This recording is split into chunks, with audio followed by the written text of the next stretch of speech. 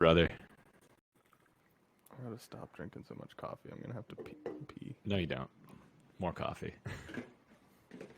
I'm on pure caffeine today. It's gonna be just a coffee day. So You gotta watch it with welcome that back. stuff, man. Oh man, I have don't you wanna not drink too heard much. that I've just come to accept the cycle of in my life? Oh, I Like haven't. What's the cycle? the cycle is you keep drinking more coffee a day, and you go from like one a day where you feel great about yourself. When you wake up, you're supposed to wait like 30 minutes to an hour. You drink like ice water, or whatever. Then you have one coffee, and it's like amazing. You do all this great work, and then you drink no more coffee. That's it. But every time my cycle returns is like 1 week will be really busy. Something will be happening. I got to do like 3 extracurricular events at night, Yep. like whatever. And so I drink another coffee. And lo and behold, I suddenly just drink 2 coffees a day. And this will occur until I get to 6, like Okay. 6 Yeah. coffees a day. And then Yeah. and like my life is horrible because it's just like basically when do I get my next caffeine You're hit? just like stressed out all the time. Yeah, Probably. and like I Yeah. can't sleep really. I'm like clench my teeth at night. I'm all messed up when I try to go to bed. Like it's all horrible. And then I'm like, this is terrible. And I cold turkey quit coffee for like months. You go to 0? I go to 0 Oh wow. for like 2 to 3 months, and Wow. it's Yeah. horrible for weeks, and then it's like great. And then and then for some reason I wait just long enough to like I feel like break through and not need coffee anymore. And I'm like, oh man, this is what a non-caffeine life is like. And then literally the next week I'll be too busy and I'll drink a coffee and the cycle repeats. And you just start again. It's like, I've done that Nice. easily 5 times I know of in my memory that I can like point at Yeah, times. yeah. Like 5 times I've done the cycle. So funny, these weird, like, strange, repeated habit things. Yeah, we're we all currently have. at 2 a day. Okay, We're you're at 2 a day. mark. Okay, so it's gonna get worse. Yeah, I drank a half calf yesterday, so I did 2.5 yesterday. You're so I'm about to concerned. drive. You're about to go on a really long road trip. We're across going to the 6. country, and you know what's really makes you want to drink a lot of coffee? Driving for Yeah, 8 hours a I'm day. going to 6 next You're week. definitely gonna go from 2 straight to 6 probably. in like a Good. week. Hopefully, when I arrive in Yeah. Vancouver, I immediately go to 0 again or something. It took me a long time to, first of all, notice the issue with coffee. Yeah. It took years to even notice that there was a problem. And then once I notice something, it still takes me another few years to like actually fix it when it's Yeah. such a habit and such a wonderful habit. I love It's coffee. delicious. I love it. Yeah. So, but I've managed now to get myself in a good place with it. I wound myself back from the brink, Yeah. and yeah, so now I do the 1 coffee a day thing. And That's it's awesome. basically like 1 coffee a day when I wake up.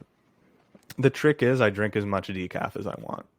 Yes. So I still fulfill the coffee ritual Yep. constantly. My wife and I drink Yep. so much decaf. It's like definitely 6 cups a day.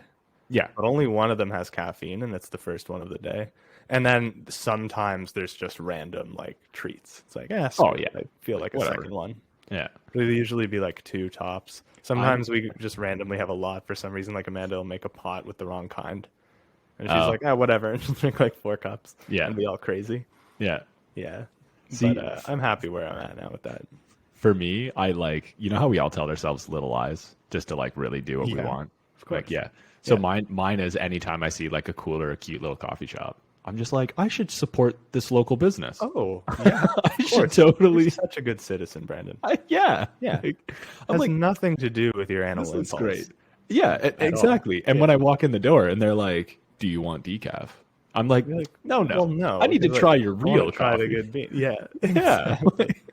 Like, come on. So the thing, like, some people Thank will God it's a claim- pandemic. I Some drink too people much coffee. claim or have this weird belief that like decaf tastes worse or something. Oh my God, I know. And it doesn't. It's a funny meme. It's but, delicious, okay? yeah. But there is a legitimate complaint about decaf, which is there's only one. Like, True. Yeah. you go Swiss to, water like, a- decaf. yeah, that's it. There's like one bean, right? So, Yeah. like Amanda and I, our favorite roaster in Ottawa is Happy Goat. It's the best Yeah, they're coffee in the great. city. I'll stand Yeah. by that anytime. Okay. They have all these amazing varieties. They all taste wonderful in special different ways that you definitely notice Yep. if you drink a lot of coffee. Yep. But if you want decaf, it's like here's here's the decaf. There's Yeah. this bean. Like that's Yeah. all you're ever gonna get, right? So it's like it's not that it tastes worse, but it is like a limited flavor profile. It's just Yeah, like it's here's like your one the thing. decaf flavor. Like, Yeah. so I have a question for you, knowing very little about this. I know that Swiss water decaf is labeled because that's the process of decaffeination. Yeah. So here's the question that we won't answer today. Can we make a Shopify store that sells like better decaf? Not flavored, because I actually hate flavored coffee. It tastes so fake and terrible. Never, like, I would yeah, never you don't sell want like that. bourbon coffee. Like, no. But like, can we roast decaf that would actually be materially different if we use the Swiss water process, or does that like just make it always taste like decaf? Like, I don't know. Yeah, that's a good question. My assumption, knowing nothing, I'm not like a coffee maker, but my assumption is it's really the bean and the roast that matter. That's what for I the flavor, assume. and not Yeah. the decaffeination process. But I actually don't know. Like, I should look that up. That's an interesting question. We've got a thing to look up. Because that would actually, I think, fulfill an unserved need. Yeah. Like if I found a really good like artisan, Yep. a coffee shop that cared, like a roaster who like sourced good stuff, and they had like 10 varieties of decaf, I would be their customer immediately. Yeah, same. Like, no question. Yep. Well, we got two. In my house, we actually drank way more decaf than calf because we figured out. It's funny. It's like after all these years of struggling and like the habit change and all that hard shit, Yeah. I'm trying to understand how to like have a better relationship with caffeine. I think the thing that finally really made it work for me forever, Yeah. it just like for some reason sticks in my mind so clearly that I'm always able to like stay in control. And it's just a stupid saying, which is like, the brightest flame burns quickest. Oh yeah. Right? Yeah. Yeah. That's It's good. like, I don't know why, but those specific words, it was like a magic spell. Yeah. I just heard someone say it one day. I think they were actually talking about coffee too. Maybe. So it's like someone for me, I forget who, connected like that idea and that colloquialism with caffeine consumption. And I was just like, that's so like simple and powerful for me. I don't know why. Yeah. Well, Brightest hey man, flame whatever burns works. quickest. I like say random stupid colloquials to myself all the time as like good little mantras to remember things that are important. This whole like this, I wouldn't call it a preoccupation, but I'm more often consider death in recent years. Yeah, that's a new thing for me. Yeah, I've never. I mean, no surprise, but Adam in his 20s, the 20-something man, did not think about dying really ever. Not very often. But now that I'm in my mid-30s and have kids, and it's like it's a thing now. I think about it much more often, and so things like that matter to me a lot. Yeah, like, I don't want to be the flame that burns quickest at all. I also like, through actual lived experience, have done like 6 to 10 coffee a day, 20-hour work days for like an inordinately long period of time. Like it was probably almost 8 months straight, where I'd take like maybe like not one full day, but I would definitely have like a rest-ish day on the weekend, usually a Sunday, where I'd only work like 2 or 3 hours. And I kept that up for like way too long, telling myself that grinding is how you win in startup world. A little bit. Listen, internal locus of control is totally my fault. I made these choices, but a lot of the like literature at the time in like 2012, 2011 was like, that's what you do. Like all the, a TechCrunch. Yeah, it was definitely in the zeitgeist, I guess. Yeah. The popular narrative about startup life was that. Yeah, exactly. It's like work harder so that you could not work later, like all that, whatever. Anyway, moral of the story is I got into that and I felt what I can do then and like what capabilities I had and how it was living day to day. And then when I tasted the other side, like when I failed that business, closed it down, took the 2 months off, like did the whole like rest recharge, saw a doctor, and the doctor, I still remember the doctor telling me that I'm like basically out of adrenaline. He's like, all you've been doing is forcing your body to like use your adrenal gland to survive. And I'm like, oh. And he's like, it takes a long time to like create more of that, right? Like, no.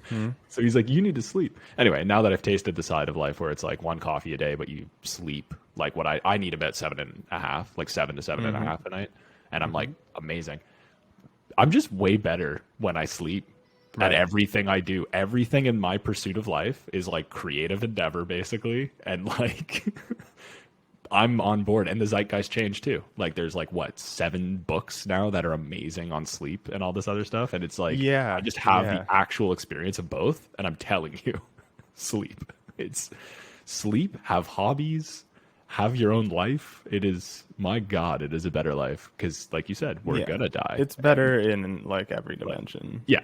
Like just my experience with this humanity thing that I got going on right now is greatly improved. I think it's interesting. You're talking about sort of your better rounded life and like therefore a higher quality of living, which I think is incredibly valid and probably the most important metric. Like, yes, in my opinion, yes. Like, who cares about anything more than that, right? Yeah. If you think that you're gonna sacrifice that to create in return for like basically a legacy, like make a mark on the planet that's gonna last and echo through the ages, like, I mean, I think that's obviously valid. I can't tell someone that's like not the right way to live for them. But in my opinion, it just makes no sense. Like, it's not a way to live my life anyway. It's like almost, I mean, first of all, almost no one will achieve that. Like, you have to be 1% of 1% of 1%. Yeah. To make a mark at the level of like, Mozart or something. Yeah, right. Exactly. Like that kind of legacy. Like whatever these type of people. And then assuming you do, it's like, how much, I don't know, how much did that matter for Mozart? Like, he died young. He has most of these people, most of their renown and legacy, like the effects of it are after they're gone. So yeah, like, by they don't care. Didn't make Mozart any happier. And then it fades, right? It's like the tale of the Ozymandias poem. Like, your empire will eventually fall through the sands of time, right? Anyway, I mean, this got a little philosophical. Hey, we need philosophy though. Like, because what I was actually trying to say. Sorry to cut you off. I was actually trying to start with a point. I got distracted. My point was, when it comes to proper sleep and well-roundedness, I would argue most people, it probably makes you more effective at your business. Like, your actual results will be better. Yes. Because you could argue, okay, well, yeah, you're living this like nice, happy, rounded life, but like my business is actually going to succeed. And I'm like, hold on, I don't know about that. Like, if you're smart enough to form a company that works, and you're passionate enough about it to grind yourself 20 hours a day to make that happen, my theory is if you stopped doing that and had proper rest and like normal work cycles, you would actually do better. Yep. So here's a tip. One, all of the data says that's true. So like, see, I'm right. Literally, exactly. Yeah. Just like Google it. But I mean, one example is Microsoft tested this now in a notorious place, but Microsoft tested it in Japan with 4-day work weeks, where Japan is notorious for like literally work till you die, like salary man, like this whole thing. There's a crazy culture over there for that. Anyway, but their GDP is also like shockingly high for their population count. But anyway, Microsoft was like, yo, let's test this. So they did a 4-day work week. Worker productivity went up 40%.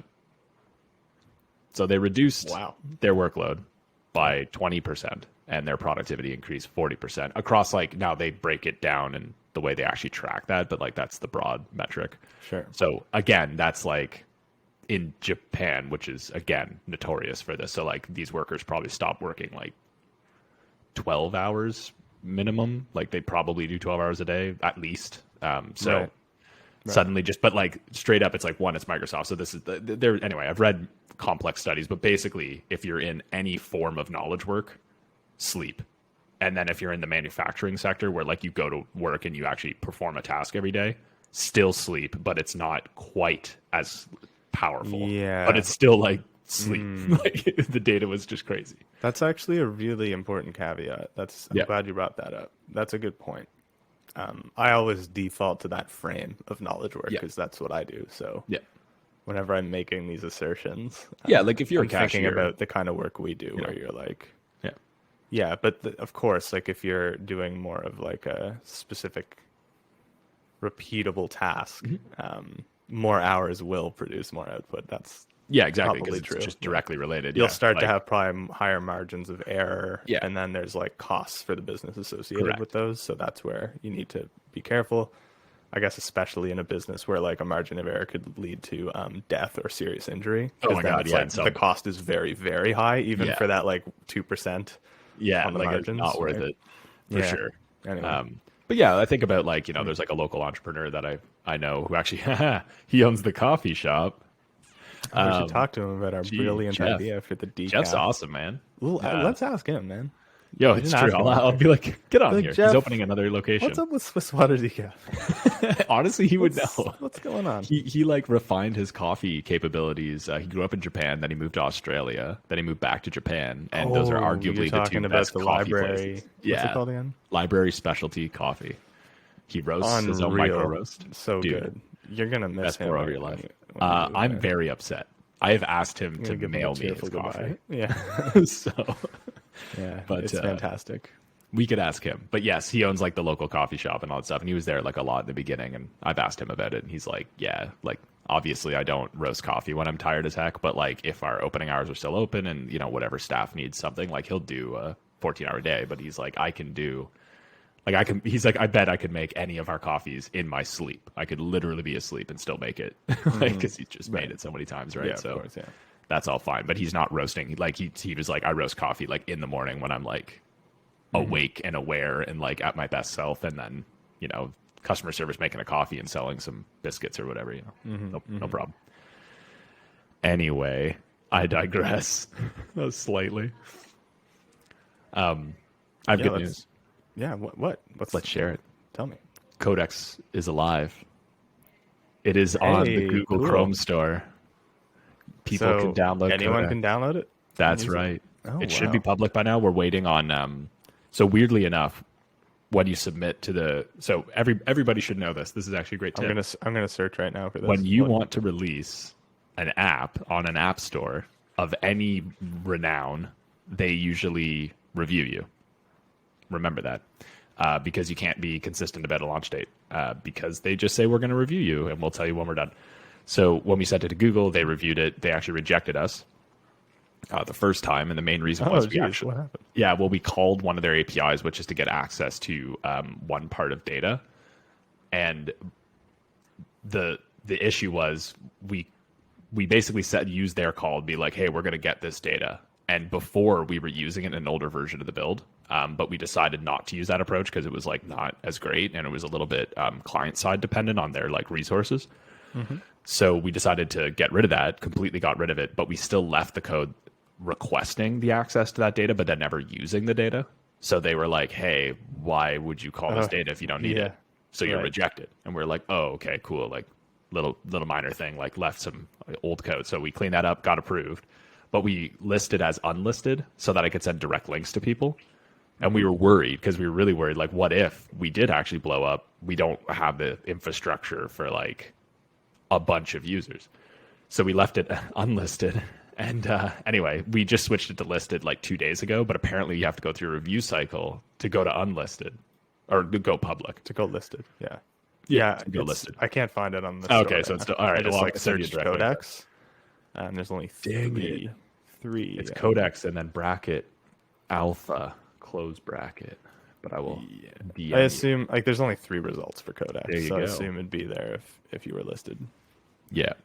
Anyway, but yes, it should be there. It will be there very soon. By the time someone hears this episode, hopefully Codex is alive. You can also go to usecodex.com, and it will help you. It will help you get there. Get the thing from there. I probably need to brush up that Webflow website.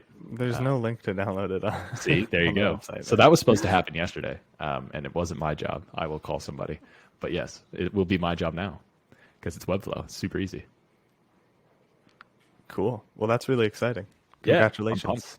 Thank you. What's your number one favorite feature in this alpha? Oh my God. Request context. Request context. Okay, how's that work? Request context. So when you're in your code base, you're on GitHub and you're looking at a file and you're like, what is this code block?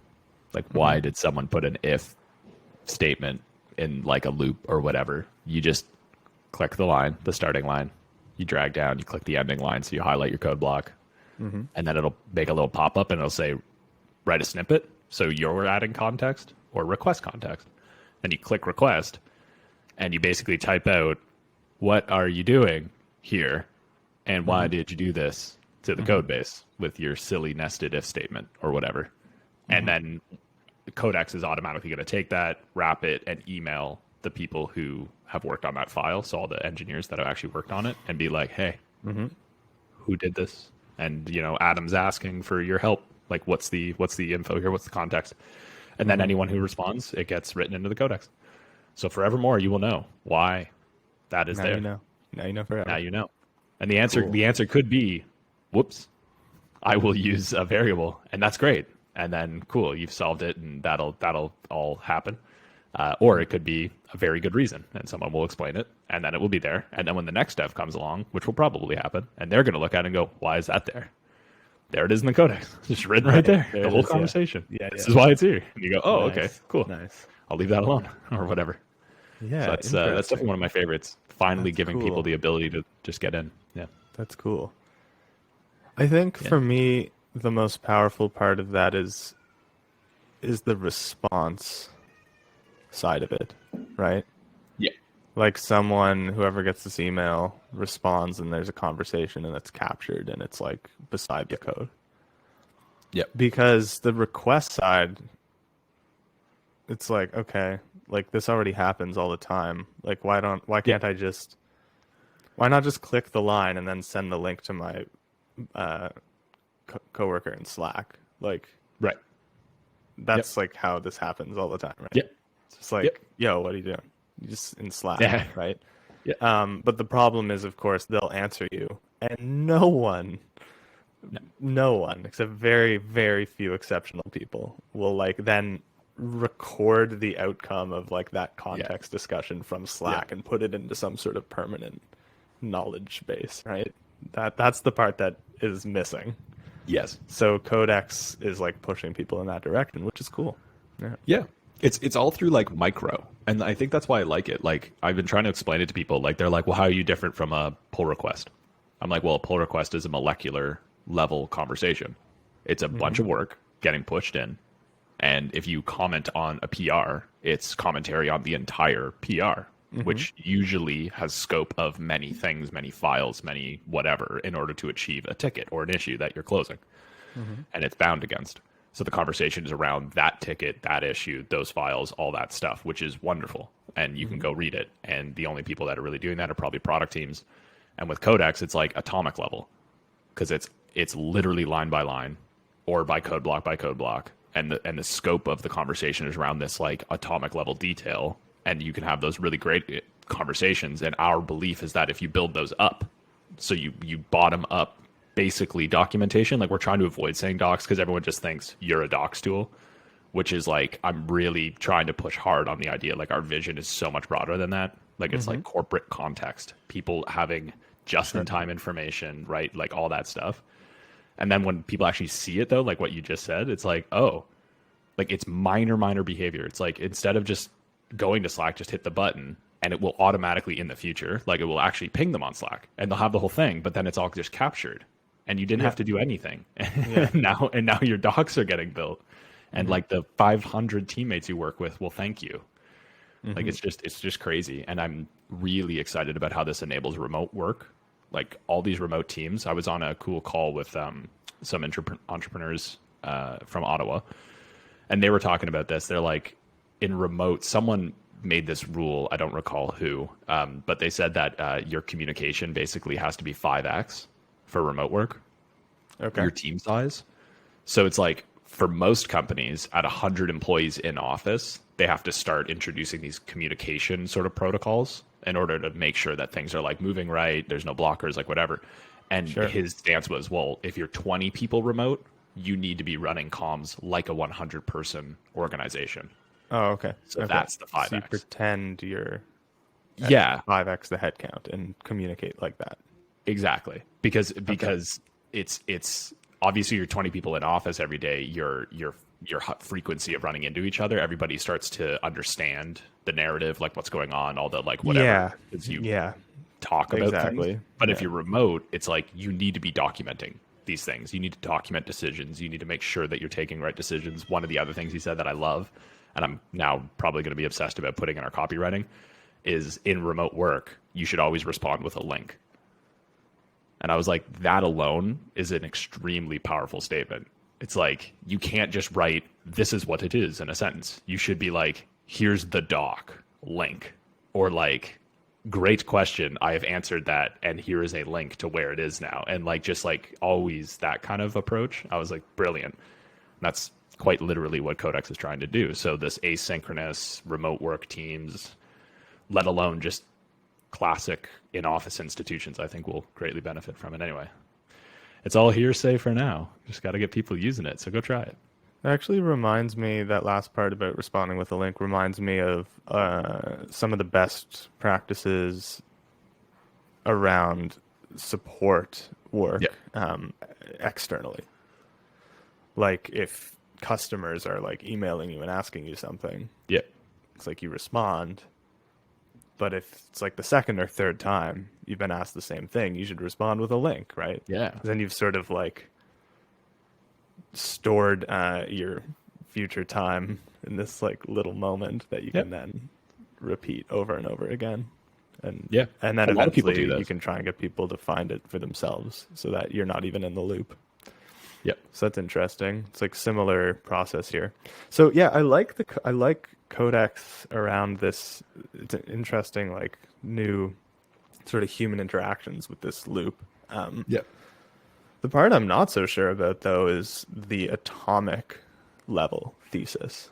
Okay. I don't really see that. Like in my mind, communicating on such a small level as like line by line code, it makes no sense. There'd be too much volume and too much noise. Like I'm worried it would ruin the signal to noise ratio. Like PR is actually, if you know how to craft a PR properly, which is a whole separate topic. That to me is a much better level of communicating context about complicated software. Like if you were trying to communicate at an atomic level, line by line, on like any non-trivial software, you would just be buried in content that would not even really matter. Right. Because the way software should work is like good layering, right, of abstraction. And most of the lower layers actually no one cares about. Right. It's all about features and interactions. One of my best mental models for thinking about it is like you should think in graphs when you're thinking about code. It's all about the graphs. And so if you imagine a graph, a bunch of points on it, splatter a bunch of points onto the page and then draw lines connecting them all, the thing that really matters are the lines, not the dots. And when you're getting into line by line code, like you're at dots, you're like sub dot maybe. Right. So in my mind, the best Codex is one that somehow knows how to track the graph really intelligently and like really focus the conversation on that.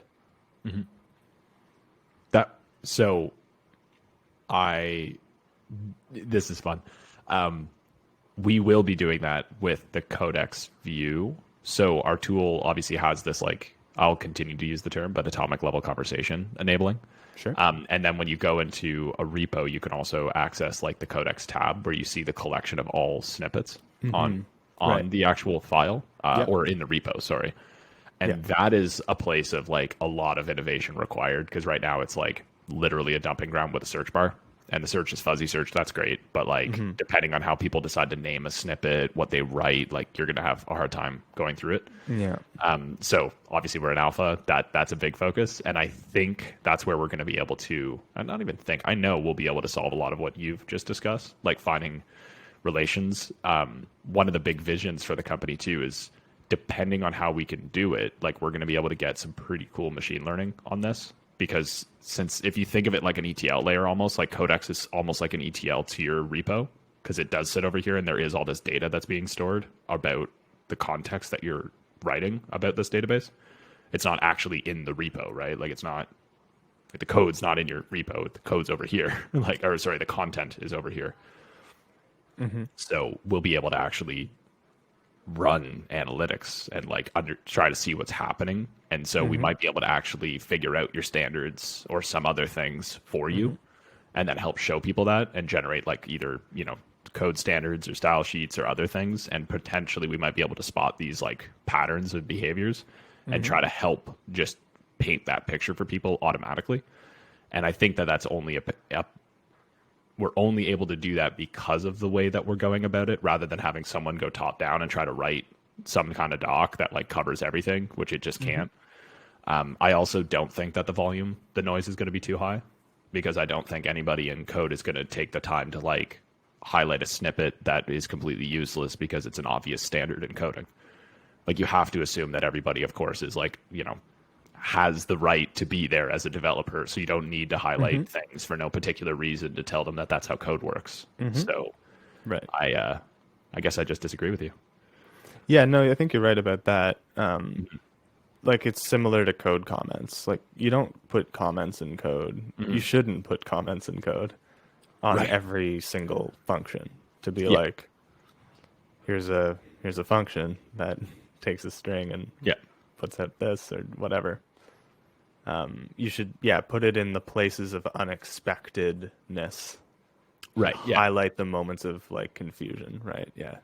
Or like if you know you're So I agree with you on that for sure. But again, this might just be a language barrier perhaps between us. But you keep referring to it as like snippets, and like you're talking about moments like what sound to me like literally code comments, but with much better user interactions around it. In my opinion, if you're trying to communicate the context of a code base, comments aren't enough. They aren't even the right level of abstraction. Like if I have a story in the Codex panel, and that story is here's a bunch of places that unexpected things happen, that's not a story. Like there's no cohesive narrative. It's just a collection of oddities and useful, not useless, right? But it achieves a different goal. It achieves a goal of like maybe just streamlining or removing a bit of friction around moments of unexpected syntax or behavior. Still good. That's not a bad thing. But at the level of the Codex, right? As like a product owner or a non-technical person, that tells me exactly nothing. That won't ramp. And if I'm onboarding, which I know is one of your key kind of user stories, it's like, what if I could save your developer 3 weeks of onboarding time? If I could get that to 3 days, that's incredible. You can't do that with a collection of code comments, no matter how perfect the UI, right? You have to tell a story about the code base, and it has to be done, I think, at a higher level, at the level of the domain and the graph specifically. What are the important objects? Why? And what are their relationships? Who's the mama bear? Who's the papa bear? Does this baby bear have any brothers? Do they move together, or are they separate like units? Like these are the you know what I mean? That's the level that matters for like rapid context in a code base. I was wondering, actually, I wanted to ask you. So we haven't talked about Codex much still between you and me. So this is my chance to grill you. It's fun. Have you? Hey, if I'm going to do investor pitches, have you studied or considered studying code like IntelliSense tools? Because there's a bunch of those, and they do this thing I'm talking about already, but they do it in a way that's very much communicated towards developers. So it's like I see a really big opportunity there. Like if you could take a tool that these tools basically statically analyze code bases and then show you things like, well, here are the classes and they have these many function calls, but these classes relate to each other. Some of them literally give you a graph.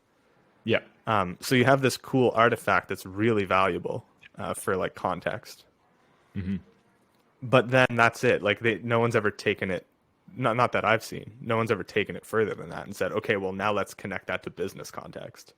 That would be crazy. Like if you could figure that out, that would be incredible. That's the intention. And like, that's not but this is different than machine learning, right? This is a different solution, right? Yeah, it's like statically analyzed code bases. Yeah, like so today, the alpha of Codex today is like our first kind of shot over the bow at this idea of, I think it's like bottom up documenting, because the whole point is to strip as much friction as humanly possible away from the people that should author this, which is the dev doing the work. That's the theory. It's like, just get them to, even if it is, I guess, I like that. It's a box of curios. Even if that's what it is right now, like your very curiosity cabinet of like the funny things, because like everyone's like, hey, sorry about this tech debt, but I had a week deadline. Even if that's in the Codex, that's great. That should be in the Codex, because we want like a tech debt tab to be like for all your tech debt heroes, almost to be able to click it and go, oh man, here's all the things. And then they can go like, you know what I mean? Like you need to fix that is the short story. But we'll fight about that later. But you know what I mean? I'm just saying, like there's some things you're introducing that you should call out and deal with later. And people do this in a bunch of different ways. But like first shot over the bow, get people doing it, get people kind of growing the Codex, seeing and naturally for us, the biggest thing is just seeing how teams use it. Like we've got a great list of people who want to try it, but now we're finally gonna have them actually try it and see kind of what happens. And hopefully get that feedback. But the reason this is a company is what you're talking about, and what excites me about this vision is like it is corporate context. It is all context across a business. It's the business decisions, it's the design decisions, it's product decisions, it's your entire decision log backed with your actual source code. It's the interlinking of everything, and like to the point that like when an investor might push me on the why now commentary, it's like there's the buzzwords, which are easy, like we're going to a remote world, like all this fun stuff. But like the real kernel is like, this is probably one of the first times where I think we actually have the computational power and the systems and the rigor as like tech people to actually link these things together. Like I don't think you necessarily could have before, because like even GitHub and stuff is like kind of new and novel, and they've been figuring all this stuff out, and we're finally at the point like we are leveraging patch and Unix in order to try and do like line mapping to make sure that your commentary that you make always follows the right line. So like and the only reason we could do that is because Git and GitHub decided to use patch and gave up these other APIs. So it's just like I think there's this conflict, like it's coming together. I see like the tech lining up, I see all these things happening, and I see the force of like where humans are just kind of going, like to the remote work, to the asynchronous communication, to this understanding that like top performing teams that I'm talking with, it's almost like 50-50 now, where some are like, oh, I just work when I'm supposed to work and I achieve my goals a week. Like they don't do 9 to 5. They literally do whatever's best for them, because everyone's realizing like a developer is a creative. But then the challenge becomes those overlap areas where you can't do pair programming, because one's in PST, one's in Central Time or something like in Europe, and you're like, I just see like all like linking in the IntelliSense to like your business logic, brilliant. Like let's do it. But like that's why we need to do funding. Like I just think this is a huge idea. It doesn't. I have a challenge. Like I could see a way that you bootstrap it, but like. Tricky. Well, yeah, I mean, it's definitely a huge idea. There's no question. There's like a large space for you to tackle here. But you need to scope that down and be like strategic about what matters most first, right? Yeah. So I mean, right now there's some user scenarios. I think the alpha will be helpful for product teams of a certain size. I'm not sure where that size either caps out or where it starts being valuable. Like if you're a team of 3 and you hang out in the same room every day, no, like you probably don't need Codex. But if you're a team of 3 across like even one time zone, like one's in PST, one's in EST or something, like maybe it could already be helpful, but still kind of unlikely. It's probably like a bit bigger teams, but we're trying to figure out how to get aha moments for those first teams, because obviously you're going to have one dev install it to give it a shot. They'll likely there's a bit of a virility there to the flywheel, because that one dev kind of by nature has to share it with their team in order to have it be functioning. And then as those team members use it more and more, it's like anyone who comes into the system and gets one of the links from Codex being like, hey, here's the context on that, just kind of grows our base. But we need to make sure that those user stories kind of, I guess, the scenarios and the jobs to be done work, which right now is like requesting context, issuing context in order to solve the problem later. Like a lot of what I've been talking with the devs that we're speaking to who want to use it are like, I like this because it saves future me. Like I spend the 5 minutes right now writing this, and it actually saves me from 5 1-hour phone calls because I wrote it once, which is like the best thing in the world. So like I'm going to write it and I'm going to send it to people.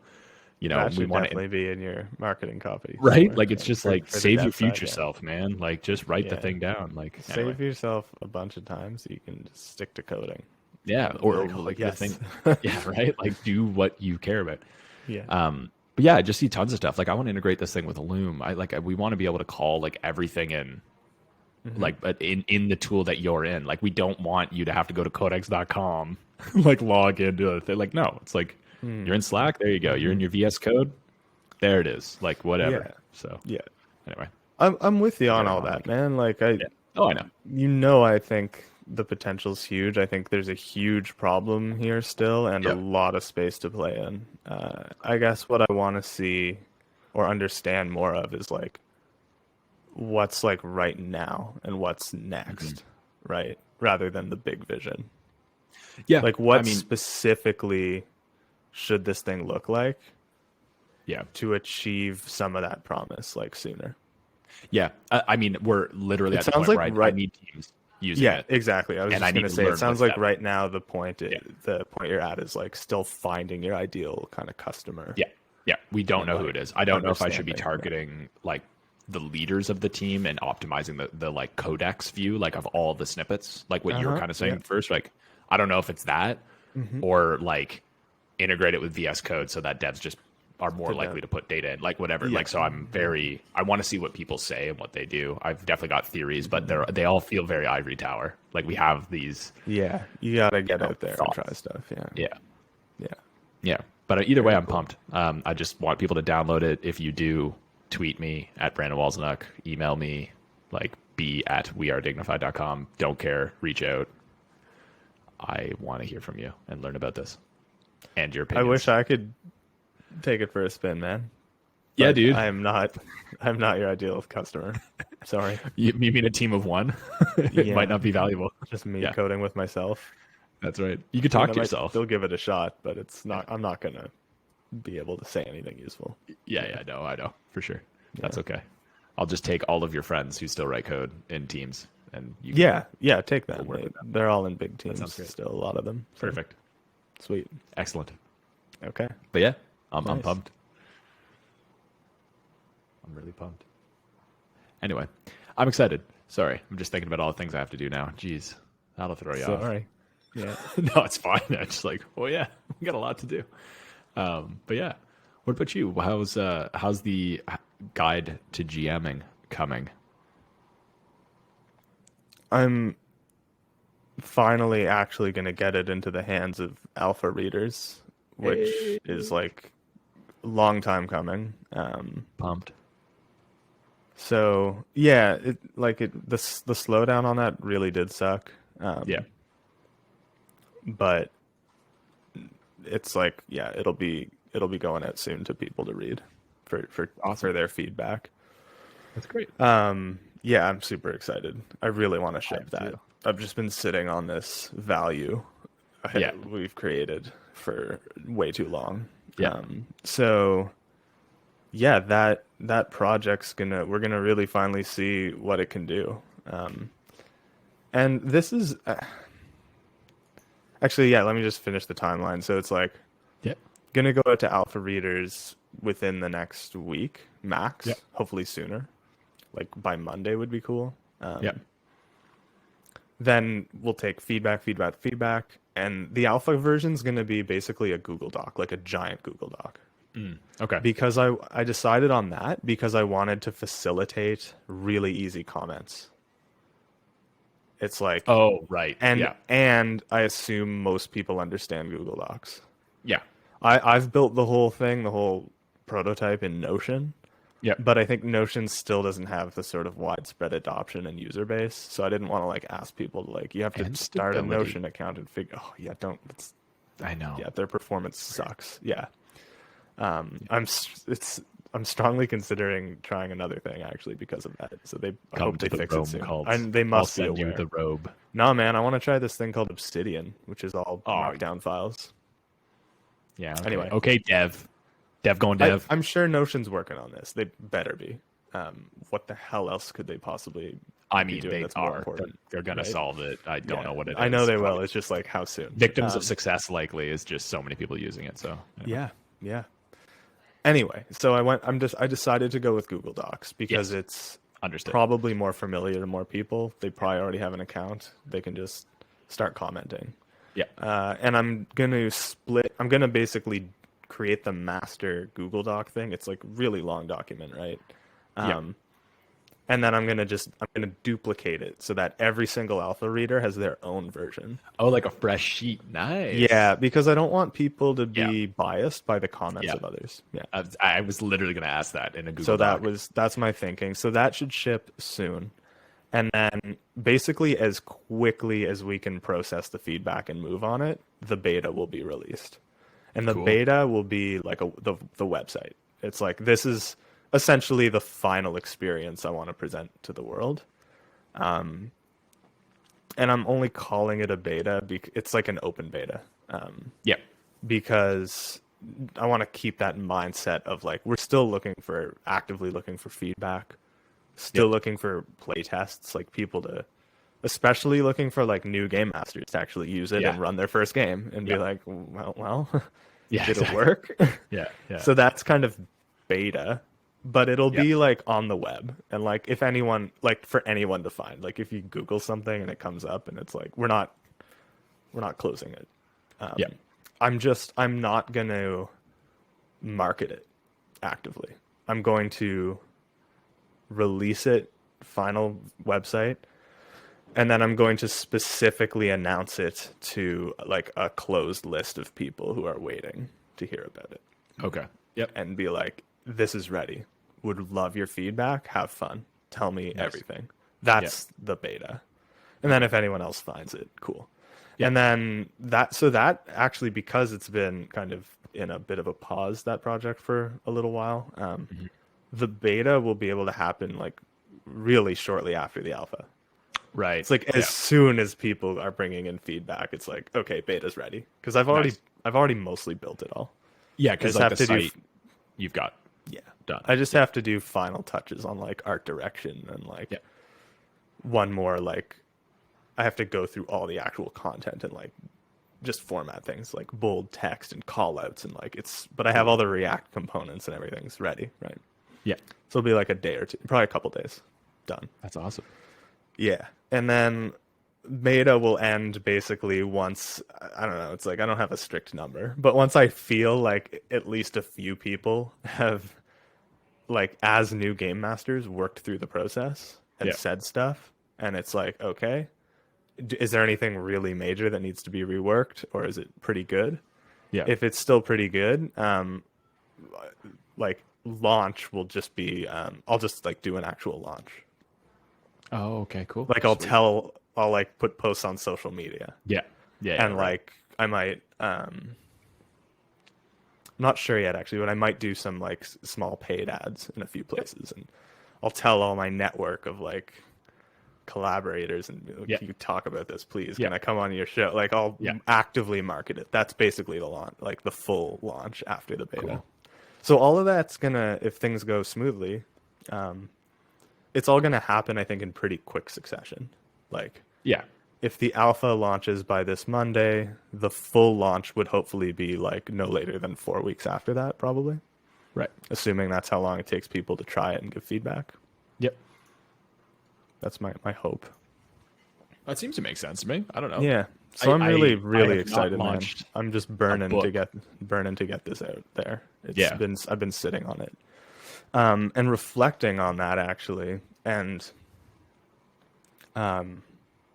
I definitely misstepped here with that.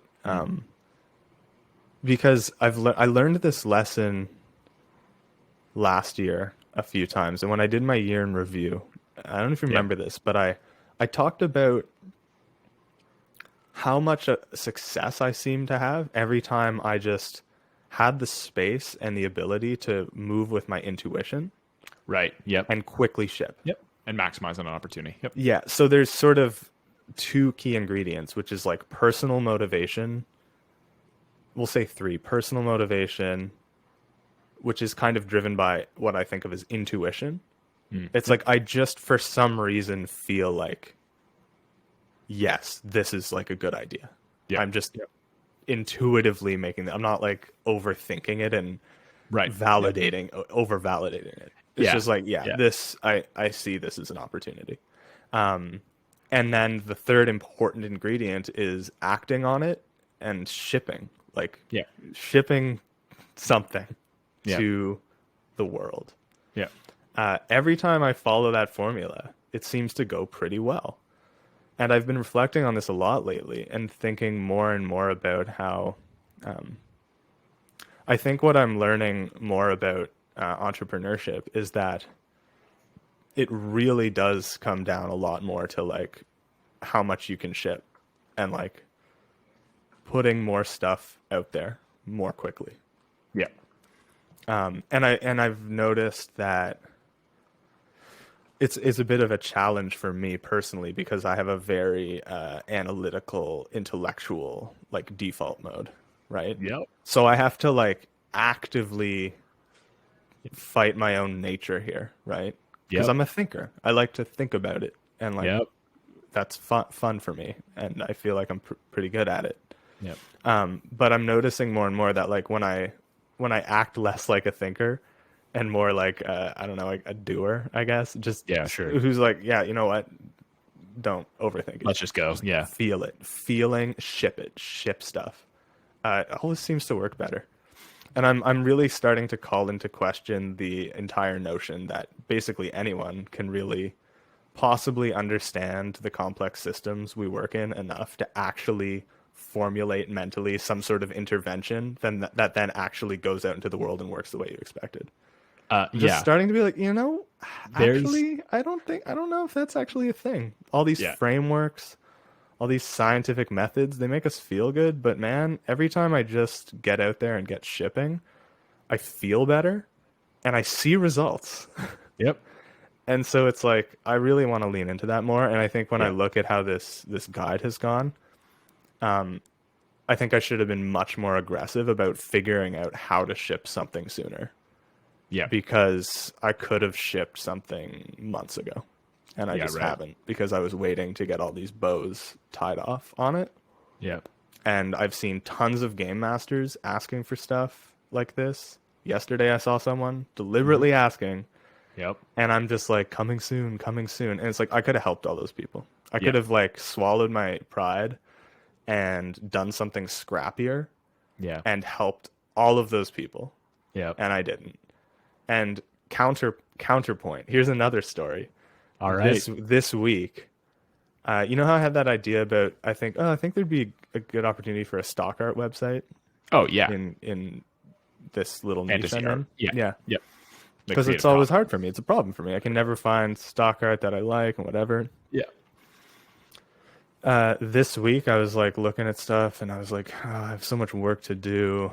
And like, I just wasn't really feeling all these different things. I have a lot of like writing tasks to do, but I wasn't feeling them. And I was like, Yep. I feel like just building something. And I was like, you know what? I'm just like, screw it. I'm going to follow my inspiration, Yep. my intuition that I think a stock art thing's a good idea. Yep. And I was already totally starting to build out this whole system and like, how could I pricing models, how this is going to work. And I was like, no, screw that. I'm going to ship something Yeah. and just get it out there. And if it's nothing, who cares? I did it. And Yep. I was like inspired to do it. Yep. So I just swallowed my pride and stopped thinking. Yep. And I just put my damn head down and did like probably about 5 hours of really tedious data entry work. Nice. And I just put my entire on my local hard drive. I had this folder slowly growing with public domain art that I had picked for Novus Bestiary. Oh, cool. Okay. And just like I've just slowly been building it up as I use it for my own stuff. So I spent a lot of just tedious hours just putting it into an Airtable. Yep. And then I put a page on my website in like 2 minutes. Yep. And embedded the Airtable. And then I posted it and was like, here's my stock art collection. I'll keep growing this over time as I like find more art, right? But right now there's like 50 items. There's like more than 200 images because some of the item, like in Airtable, each entry can have N images. Oh, cool. So if you're doing stock art, it's like I had, for example, a series of sigils related to demons, and it's 72 sigils. And I was like, well, for my own convenience, I would just put this all in one row, one entry. It's the sigils. Yeah. And I'm like, that'd be like, I'm not going to do 72 separate tiles, right? Yeah, right. So it's like package those up, right? Yeah. And I put them out there and I put it on Twitter and people loved it. Amazing. They were like, thank you. I got like more than 60 likes, a bunch of retweets. I've got like a bunch of new followers now out of that one tweet. Yeah. Because it helped people. Yeah, I know. Yeah, and I'm just like it's really proud. Yeah, I'm just really proud of myself for doing that and like following those things I noticed last year worked. It's like, dude, like stop overthinking, start doing, and find ways to ship. Yeah. And it's like it worked out so well. It's like kind of the opposite of what I did with the guide. So it is funny though, like because I've been purview now to probably the creation of like over 30 companies. Like because of the VC game, my own game, like running my own companies, friends of mine running theirs, man, probably more than that, honestly, but whatever. Let's just go with it. It's a fair number. And I see people on both sides of this argument just like constantly, and both of them have data to back it up. Yeah. And I keep coming down to argue all this, day about it. No, I know. It's just so funny, but I keep coming down to like, for me, it always feels like the right tool for the right time. Like every time. And like what sucks is people like us, like I'm an overthinker. Like an obnoxious overthinker. It is such it's such a problem my whole life. So like I'm always trying to get away from the overthinking, but it's funny because like when I shift into my sales mode, like if I'm doing sales and marketing, like I finally have figured out how to adopt the theory of like do more things. It's just literally like do more, just do more of it. Call more people, reach out to your customers more, touch point with your prospects, whatever. Just do more. But then when I go to like work, product, like it's product, it's like I get way more thinking and stuff, and I'm like way more, I guess, measured in my approach, which is kind of good. But it's just funny because I think of like the colloquial, if a guy sits down, you have 4 hours to chop a tree, he'll sharpen his axe for 3 hours and then chops the tree. And it's like one of those like, and you're like, ooh, yes, very whatever. But it's like there's so many times where that is the wrong answer. Yes. And I know, and I think I know why. Yeah, and tell me. It almost ties back to our earlier discussion. Because the tree's tiny? No, it almost ties back to our earlier discussion about output and effectiveness and rest. Right. I think the key flaw that we're all making, and I'm starting to really, speaking of overthinking things, I'm starting to really reflect on this a lot. Yeah. It's the key flaw is us tech people with the big brains. Oh, yeah. We delude ourselves into thinking that we understand complex systems. Oh my God, true. Yeah, we don't. In the case of the axe cutter, it's a simple system. It's a simple interaction. You know for sure that the interaction of axe plus tree equals tree falling. Yeah. And so you can be an idiot and blunt your tool and hurt your wrists by hacking at it for 2-3 hours with a dull axe, or you can properly prepare the tool and execute the known simple task. Like, so it's a good thing to do. Yeah. What I'm doing is not simple. No. It's not even close. What I'm doing is trying to go out into the internet and somehow form my own identity as a business, come up with ideas that might be valuable, try to wrap pricing models around them, and then get people to give me money for the value I created in a way that's sustainable, that I can also, like, the number of interactions and possible failure points and whatever, I think it's actually crazy. I'm starting to think crazy to think that you can sit there and abstractly look at all those interactions and use like your studied knowledge to like pinpoint all the failure points. And it's like, we're not that smart. Like It's I'm also not. just It's like I just can't. Like you just have to like trust your gut a bit and just try the stuff and then like adjust iteratively very quickly and go, right? yeah. I'm not advocating total ignorance and blindness, and there's a lot of caveats to this, but it's kind of this is kind of my core way of working and my core energy. I'm trying to shift here from Yeah. being like overly conservative and analytical to almost overly reckless and like action oriented. So And it does require swallowing my pride because it requires there's no way I could have shipped that stock art thing that quickly if I right. had like built it to the sort of If you even thought quality about level that I like to build things to, right? yeah, Like, dude, there's I know no what you mean way. because I That's used like on my phone. impossible. This is a great example. You're my brother. Obviously, I know you very well. But like, you shipped it. I saw your tweet. I opened it on my phone, and was like, "Oh, cool." And then I started scrolling, and then the scroll on my phone was like kind of weird because I scrolled a site. Then I hit the Airtable embed, which is So you its get own trapped scroll. in the thing. Yeah, it's like its own scroll port. And I was scrolling that, looking, and I was like, "Oh, whatever." But literally in my head, I'm like, "That's kind of weird." My brother would design for that normally. But hearing you be like, yeah, I was like, I just got it done and shipped it. I'm like, that's amazing. Good job. Because it was the most minor of issue. Like, it was so like, whatever. Yeah. Like, I literally know how to solve it. I just I actually put did my the finger in. embed, saw how much it sucked, and then Yeah. I put a link right above it that's like, click here for this and you're full. Yeah, exactly. And it's way better. You know what I Way should better. do actually? I just thought of this idea. This will actually make this way better and still be easy. Is I should just like delete the Airtable embed and maybe put like a few pictures because I wanted the stuff to show Yeah, the obviously. thing. But I should just put a few as if it's like a mini gallery, and if you click any of them, it just like brings you to Maybe. Airtable or I something. kind don't of know. like Or just the way it is, remove though. the embed entirely, and Yeah, like whatever. I don't know.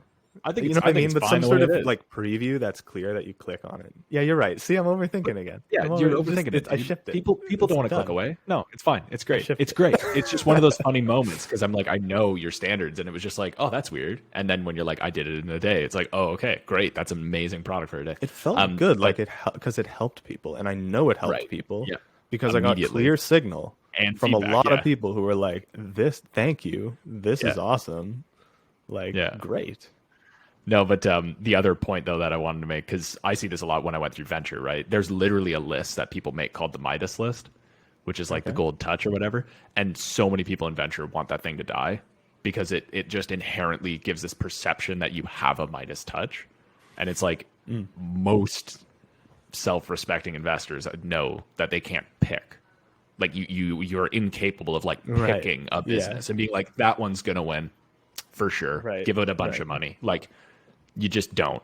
And the way that I usually explain this, so I actually looked it up to make sure I got the numbers right, is chess. Because if you think about the game of chess, it's fairly complex, but you're like, you've got your, two players, you got pieces, the pieces have rules about how they move. And like, there you go. Like, Yeah, that's chess is a game of total information, is what Right. they call it, right? Because at all times you have You know all the information exactly. about the game state Yeah. known Yeah. to Yeah. everyone. Yeah. Yeah. So a lot of people, and I enjoy it because it's also a lot of people are like, chess is relatable to business, all this other stuff, and like whatever, Yeah, fine. sure. But the one way I want to relate it to business is why you can't have a Midas touch, why you can't pick, and why I'm a big believer what you were saying of like just shipping and trying things and like getting them out there is after both players move at the beginning of a chess match, there are 400 possible board setups for two players, each one to take one turn. After the second pair of turns, it becomes 197,742 possible board states. Two Okay. moves. Yeah. Three moves, 121 million. Yeah.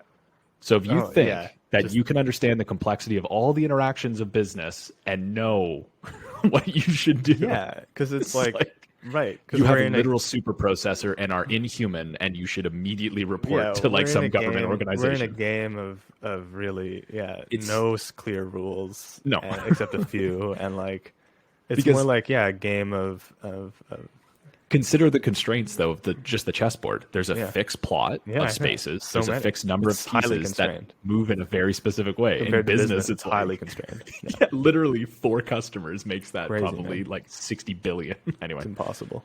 yeah, you just This can't. is also why I think There's probably some fancy argument to be made for this. I can't really pull this off. Sure. Yeah. But some people might.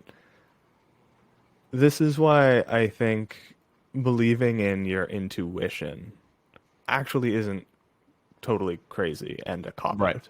Yep. There actually is a much better performing processor in your head for Yep. making decisions, and it's your subconscious mind. Yep. It's Yep. like radically more powerful than your frontal Yep. cortex for decision making, right? Your gut feeling. Mm-hmm. So if you are in have grown up in an environment or put yourself in one for long enough where you've adapted to its like energies, and you can sort of pick up on things and be thinking about it a lot, you're Yeah. just like feeding that super processor. So when your intuition is like, you get the spidey sense, Yep. acting on that is probably actually, it's not going to be right all the time, obviously. I Right. wouldn't say that, but it'll probably be right, at least directionally, way more often than your like carefully considered rationale. Yep. Right? Yep. It's just stronger. And Yeah. so this is like where I think this comes back to a conversation you and I had before. I'm not sure if we recorded it, but I was talking about, I think, learning to trust myself more here and have like just more confidence as a founder Yes. in this Yeah. space. Yep. And it's like, I think that's the key. It's like, there's a reason I picked this space of tabletop role-playing games, right? Yeah. Because I love them. And Yeah. you and I have been thinking about, interacting with, or talking about games Yep. forever. Yep. Like for our whole lives, essentially. Yeah. So like, yeah, I think it is hubris and stupid to think that my instincts are always good. Right. But I don't think it's crazy to think my instincts are always good in RPGs. Correct. When Yeah. I kind of know them deeply and intimately and in a subconscious way. Mm-hmm. Like I know what a quest should be. I know what, right? When game design feels good and when it doesn't, even though I can't like explain it and write essays about it, right? I just kind of know. And when I see like, these ideas like the stock art thing or like some of my other ones, it's like when I feel like that kernel, it's like they tend to be right. Mm-hmm. And it's because my subconscious is tuned in here and I'm like thinking about it a lot. But this comes back to like one of the things that I discuss with people all the time, especially founders that we're working with and all that jazz, is like they don't realize that they are actually an expert. And it's really funny. Like it's like you obviously, like no one wants, not no one, but very few people in this world want like that hubristic, very full of themselves founder coming into an office, because like as a VC, right, you want a coachable founder is an easy way. It's like a person who has strong opinions and they will tell you no, but they're going to listen. They're going to reflect on your feedback. Like they're going to, like you want people like that. And then they're going to do what they think is right. And the number of times I've talked to founders been like, hey, I'll give you a boatload of opinions, but at the end of the day, do what you think is right. Right. And then they'll be like, but you've done this, I've done none of the things you've done. So aren't your opinions more true? And it's like, that is so incorrect. Because I am not 3 years into the green tech space. Right. You are. Yeah. Like I cannot explain to people how much just time in a space compounds over time related to what you're just saying. Like your subconscious mind basically comes alive when you like nap or sleep and things. Like if you read books and then you go take a nap, you like write it to memory kind of. And even though you're not aware of it, even though you can't be like, oh well, page 40 of like whatever book, like it's in there and it builds your intuition and it sharpens that like weird thing you got going on. Like it just sort of happens. Like I've literally gone to sleep on planes, because on a plane when I was working at my old business was the only time I really got a break because there was no internet. So like I'd be on a plane flying somewhere to go do a pitch and I would just be thinking about my pitch and I'd like take a nap or whatever. I'd wake up with the best ideas. Like synthesis just occurs in the background. Anyway. Yes, I'm just gonna hound on that like all day. It's just like you're actually an expert. Like we are experts in video games. I think definitely. Not necessarily making it, because I don't write code to make a video game. But like, and that's like a different thing. But the point is, you can start, and you should take the action and not think about it too much. Yeah, like, that's the lesson for me. I keep reteaching myself since I started this endeavor. And it's funny. It's like I almost fell into this trap in December. I remember this. remember I think we talked about that on Yep. yeah, and it was like I just started to feel the call of like I really want to do something bigger and like Big. Yeah. more, yeah, just bigger scope and more complexity and really take a swing, and then like I can Yep. like make some revenue off that. And it was a trap because it's like that cost isn't warranted. Mm-hmm. And so I really resolved when I wrote my New Year's like sort of goals, right? Yep. Yep. To try all my ideas and do them quickly.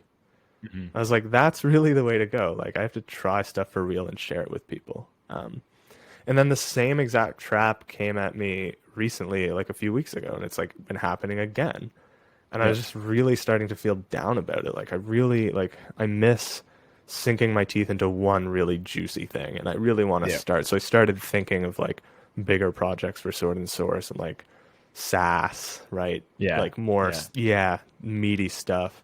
And I was like really moving in that direction with HearthQuest is the code name of that project, right? Right. Yeah. And feeling, but I felt weird about it the whole time. Remember, like something in my gut kept saying like, this is cool. I really like this. All the signals seem good, but something in my gut kept holding me back. It's like, this Yeah. isn't, don't start on this, is what my gut kept telling me.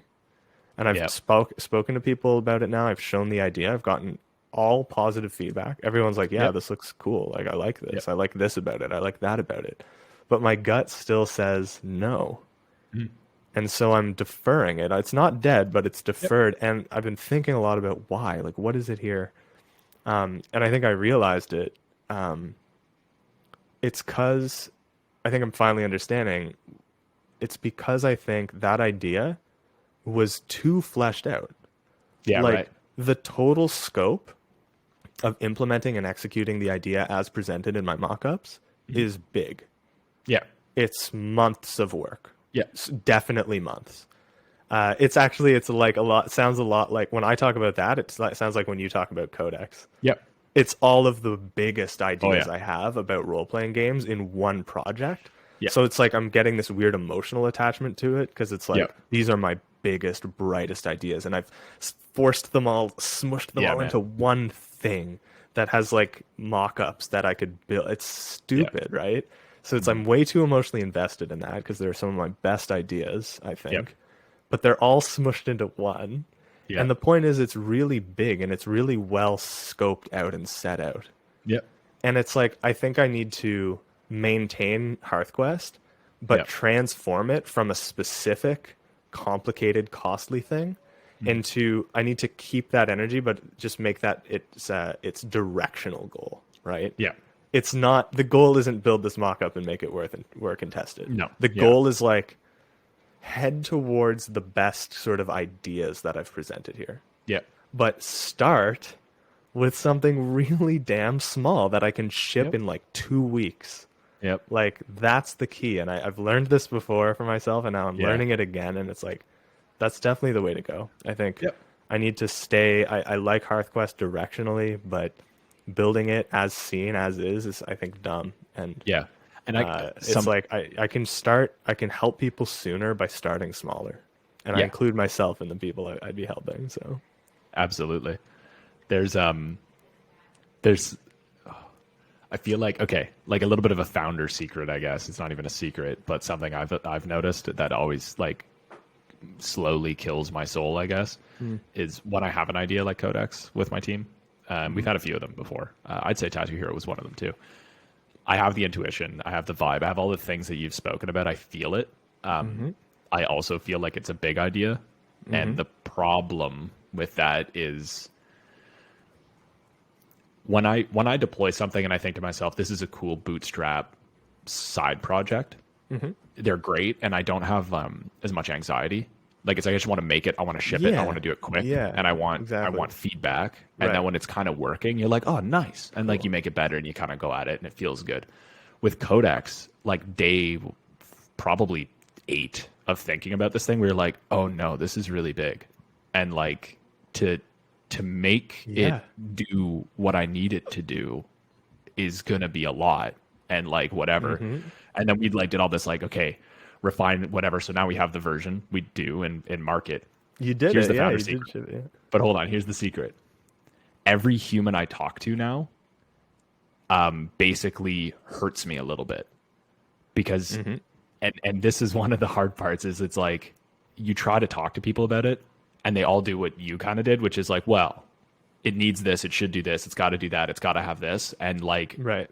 probably 80% of what the person says I've thought about and I'm embarrassed that it can't do it yet. Right. Yeah. And so every conversation I have, I just get hurt basically. Yeah. Like being like, I Yeah. know, I'm sorry, I know. Yeah, man. But like, you know what? I don't have 2 years in a 40-person dev team, like to Exactly. do that. Yeah. And so it's just funny to I try totally and sit feel there that. and just listen and write it down and thank them because they're validating you. But at the same time, you're just like, I'm sorry, it's not good enough. And I know yeah. that for the next 10 years, I'll feel that way. It's not good enough. that's so true. I can totally empathize with you, man, because that's not a founder's secret. That's a product person thing. Okay, fair enough. I had Fair that enough. exact feeling. Everyone on the team had that feeling on the experts marketplace. Oh man, yeah, right. You're Just like, I know this could nonstop. be- And it's like, and when you have a product that's working, Yeah. people using it all the time, you get those requests that are the same one you've heard 100 times, and you're like, yeah.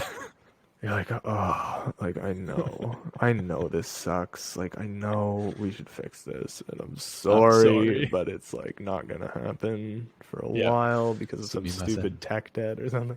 Yeah, and it's just like I feel you, man. I know how that feels. It's just funny. Every product person just sees the potential of their stuff if they had infinite time and resources. Yep. Oh, when I taught product management, like the intro to product management at there's a company here in Toronto called BrainStation. This was like years ago. I did one cohort. I kind of went in. I've done it with a few people that I mentor as well. But I'm like, the first thing you need to understand is when you learn just product thinking, like some of the basic frameworks to like look through stuff. I need to apologize because nothing in the world will be good enough to you anymore. Like as soon as you understand design thinking and product and things and just how to think through problem solutions and stuff, it's Once you see through the curtains. Every time I open my bank Once you app, see that the Wizard of Oz is actually this crotchety old man. Yeah, right. Who's a little bit cowardly. Yeah. That's it. It's just so upsetting. It's done. Yeah. I'll literally like again, it's like you take out the banking app and I want to do something and I just can't. And you're like, there's no reason that I shouldn't be able to do this other than the fact that my bank is like old and slow. That's it. And then like I've literally looked up like regulations to be like, is this why I can't do this? And it's like, no, it's not a regulation. It's like, just haven't built it yet. Haven't done it or whatever. Yeah. And you'll walk around. Like think about the number of people in my opinion, like a good example is there's a company here in Toronto that's actually in a lot of places called Ritual. And it's a food order ahead app. Yeah, I've used that, Yeah. So Ritual's been around for years and they were doing great. They raised a bunch of money.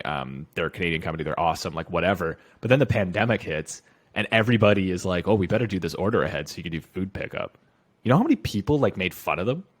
Like all the time. They were like, why don't you just like go to the store and order it? Like walk in and order it at the counter. I need some app, Like what? And now everybody's like, this is the best things in sliced bread. I punch my order, Ritual must have done and then it emails me, or it'll message you if you want and be like, you should leave now because it estimates the walk distance and like all these minor things. But now in a pandemic, it's the best thing ever. Yeah. Uber put it in their app. Now DoorDash has it in their app. Like all the food deliveries have a pickup option. Like all the and it's just like I imagine Ray was sitting there just like being like, I wish all these people saw this like 6 years ago when I did. I've been like just in his taking the whips for 6 years. Yeah, right. He's like, I was trying to tell everybody. Yeah, but it's just funny. You just see stuff like that all the time. It's like someone saw a better future for a lot of people. Anyway, it's the whole thing. Okay, cool. I got to wrap this conversation up. It's been a lot of fun. I feel motivated. Absolutely. I think before we go, we should each commit to something. Oh, what are we going to do? So what are you going to ship by the next time we talk? Actually, when is the next time we're going to talk? Do we get one more podcast in before your road trip? Yeah, we're hanging next week for sure. Tuesday, hopefully. Yeah, as long as we talk before Friday. Okay, so let's assume it's Tuesday, as usual. Yep. What are you going to ship? So 4 days. 4 working days. What would you commit to? Oh man, this is good. What would I commit to? I don't know. It doesn't have to be a big thing. I'm trying to. Well, all the things I need to move on your Kanban board or something. Well, I Into mean, the only done thing on my column and Kanban Google. right now is like distribute Codex like crazy. So I'm Okay. going to do that. Like I'm going to Cool. be messaging, emailing, reaching out to, re-speaking to all the investors we already talked to, trying to engage new ones, getting users on board. Sweet. I'll commit. Okay, here we go. I will get at least one Codex early alpha user to deploy Codex. I'm going to do By that in 4 Tuesday. days. Okay. By Tuesday. Good. That's a good one. Yeah. Yeah. That's I'll definitely find the most someone. important thing you can do. Yeah. It is, and it also seems very hard to do that in 4 days, but I like it. I like the challenge. Exactly. Let's do Cool. it. I will ship the guide to game mastering to alpha readers by the next time we talk. All right. Or die trying. Thou shalt. I will. Yeah. Okay. All right. See you, brother. See you later, brother. Bye.